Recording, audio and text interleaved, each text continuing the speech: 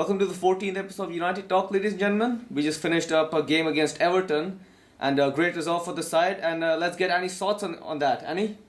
Hey guys, hey okay. Well, great result for United. Rafael said earlier in the week, and Sir Alex touched on it as well, that the results are all that matter now. City, of course, dropping points yesterday against Southampton, losing at St Mary's, and it was vital that we didn't allow complacency to creep into our game just like last season. Had the chance to go 12 points clear, and it was a clinical, effective, efficient performance at Old Trafford. Everton were never really in the game. They did pressurize us a bit after the first goal, but I thought our defense played really well. We were really solid, closed them down really quickly. There was just no space for them to create opportunities, and an excellent result for United, an excellent week.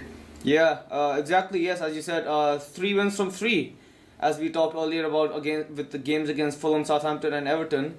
Yeah. That this team is in a positive frame of mind and a great streak of form going into the Real Madrid games. Yeah. And all in all, a great. I wouldn't say it was a great performance, but I would say that we got the job done.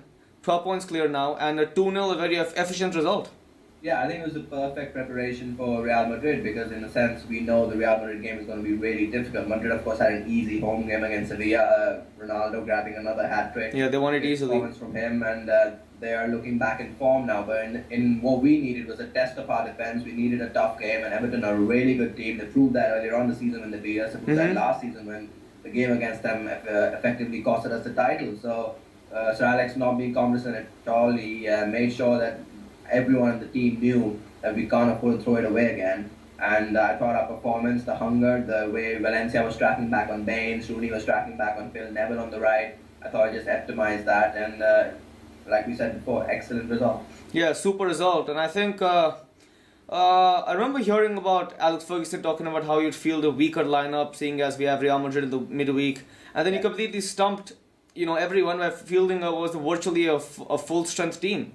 Yeah, I thought Carrick on the bench again, really indicating how he's grown in stature at the club, that he's being rested for Real Madrid. And of course, he came on in the second half and helped calm things down. It was another tidy performance from him. But apart from that, you're right, a full strength team. So he's clearly taking everything seriously, taking it one game at a time, and he trusts his players to be able to perform back to back and quickly turn around for the Champions League knockout rounds. Yeah, and I think the added incentive of going 12 points clear was, I think, too much for Sir Alex to bear, and he might have changed it last moment and decided to feel a strong team. And credit to them, they got the result.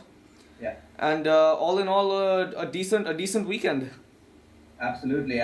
Who were your top 3 players, you could say, from that game? Yeah, my top 3, difficult to pick. I think United, every single player played really well, as evidenced by 2 goals scored and a clean sheet.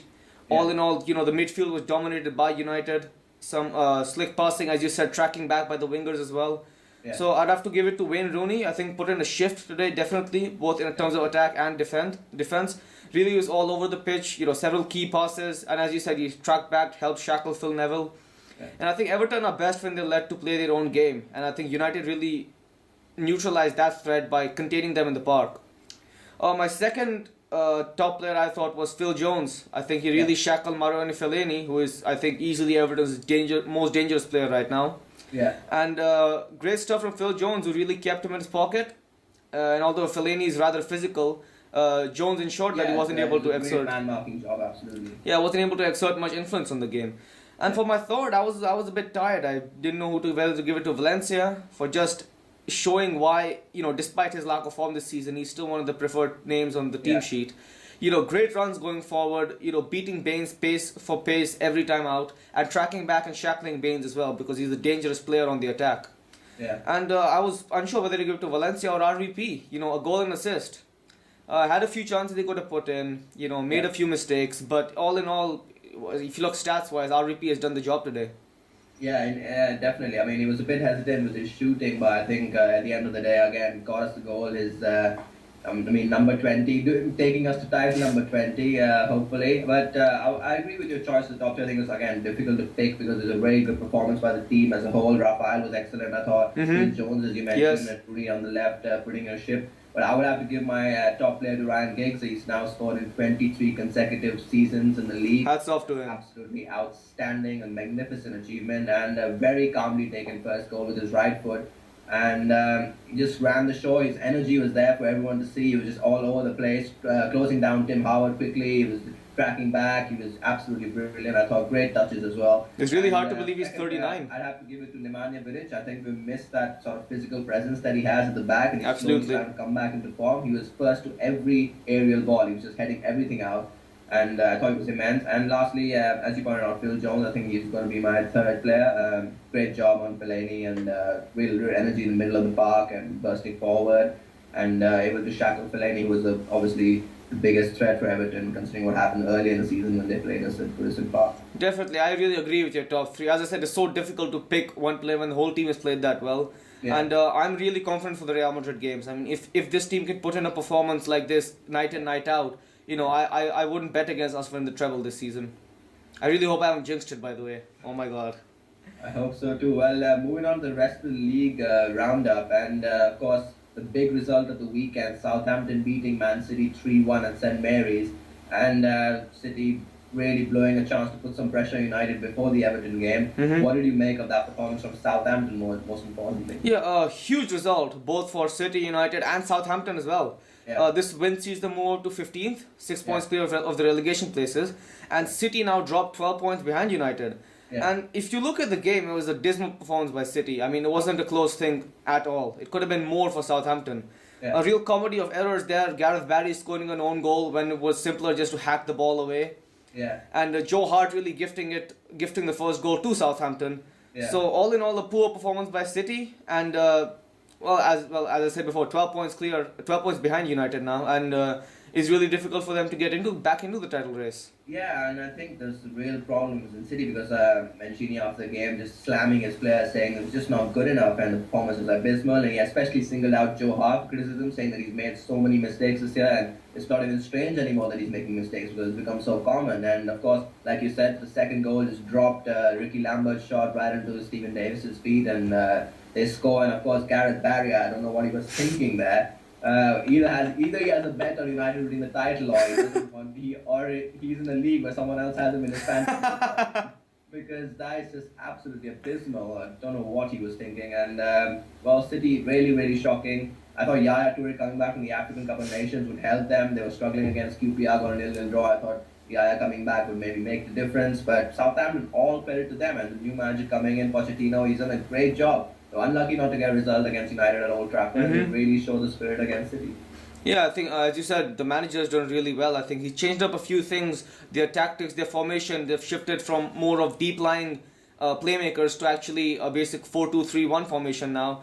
Yeah. And the team's getting results, and this is a massive result for Southampton. I'm sure when Nigel Atkins or when Pochettino looked at the fixture list, I'm pretty sure they weren't banking on winning this game. But the way Southampton have played in this game has been absolutely fantastic, and all hats off to the entire team as well as the manager. They've done really well, and thank you Southampton for help. And also in the race for Champions League spots, Tottenham again winning, crucial victory for them. Mhm. Who else but Gareth Bale stealing all the headlines with 2 wonderful goals. Yeah. And he's really on a hot run of form right now.